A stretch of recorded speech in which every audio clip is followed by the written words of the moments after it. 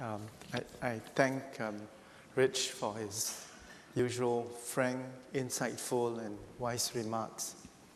The next speaker is also a very old and good friend. My friends in the Republic of Korea regard him as one of their national living treasures. Han Seung Soo has served his country in many distinguished capacities.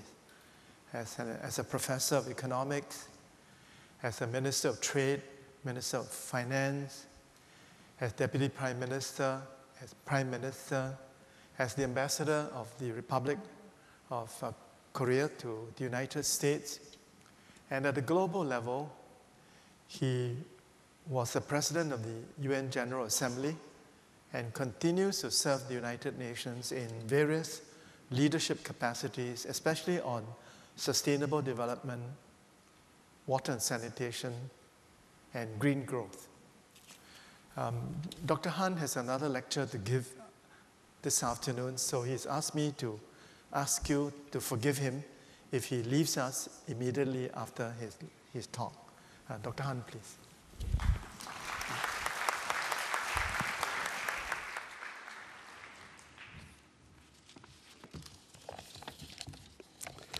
Ambassador Tommy Koh, distinguished participants, ladies and gentlemen, it is my great pleasure to speak to you today on Korea's relationship with South Asia, with a particular reference to India, incredible India.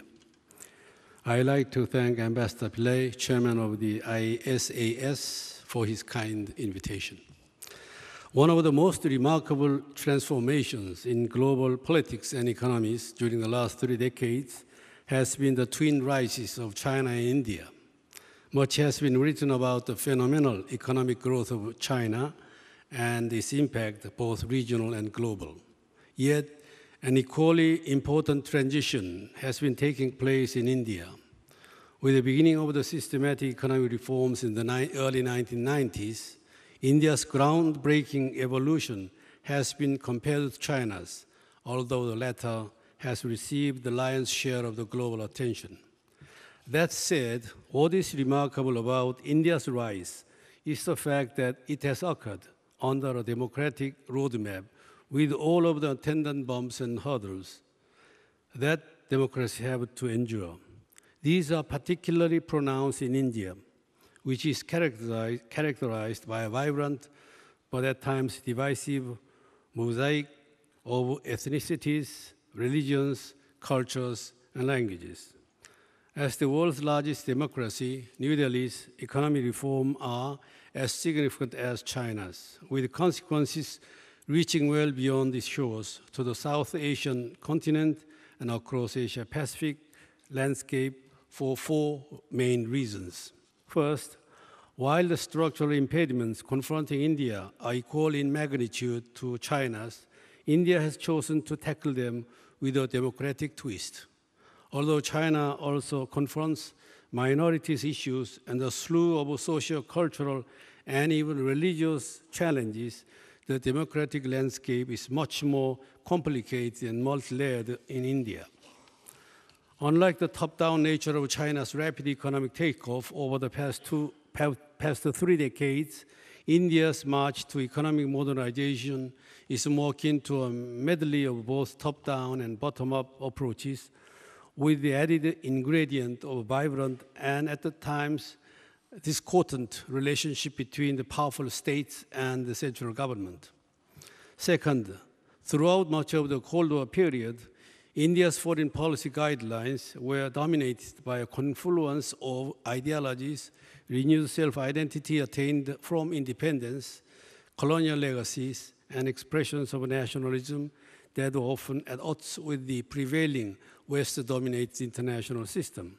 Yet, India's economic reforms have also coincided with a significant transformation in its foreign policy, as evinced by the nuclear agreement with the United States, its comprehensive Look East policy initiated soon after the global financial crisis of 2008, which has enabled closer ties with Japan, Korea, and of course China, and the deeper engagement with the international community over a range of global issues such as climate change.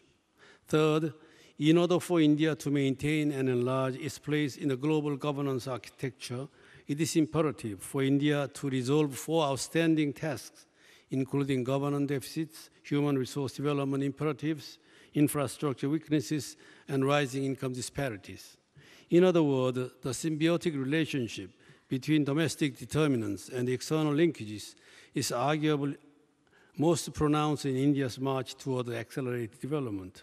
Like China, India has to retain its high rate of growth in the foreseeable future for the simple reason that it has to add nearly 12 million new jobs per year for the next 20 years.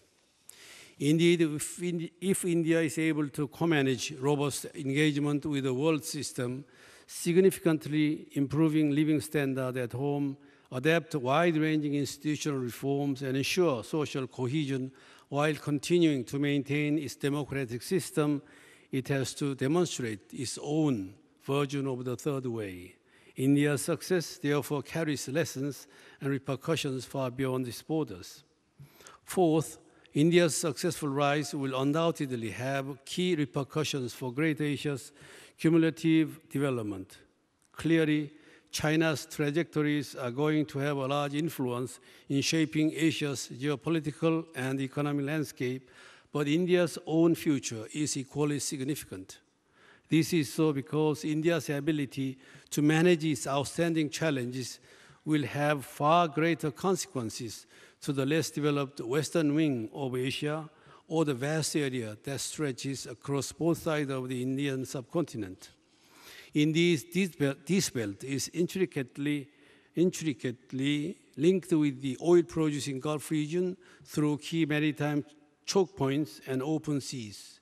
Additionally, maritime security and unfettered sea lanes of communications in the Indian Oceans is central to the sustained development of the eastern wing of Asia that houses the region's major economic powers such as China, Japan, and Korea, not to mention key emerging economies such as Indonesia and Vietnam.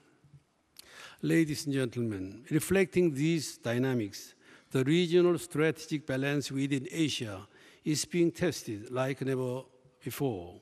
For the first time in modern history, 3 of Greater Asia's major powers, China, Japan, and India, have to share the same stage.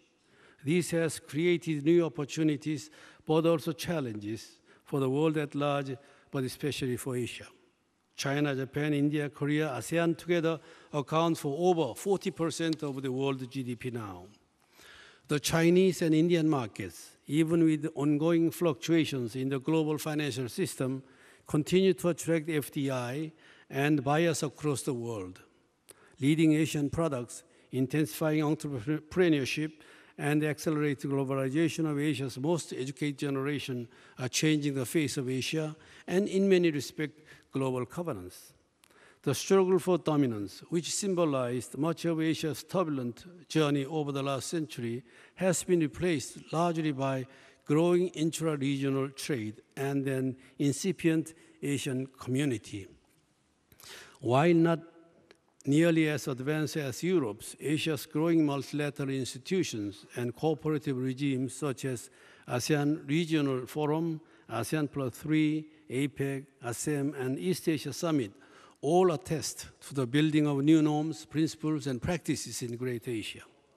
Yet the sense of optimism arising from such progress is attenuated by the fact that this very region is home to many of the world's most brittle traditional and non-traditional security threats. While prospects for direct inter-war in Asia are low, transboundary terrorism and inter-ethnic disputes represent 2 pressing security challenges of today.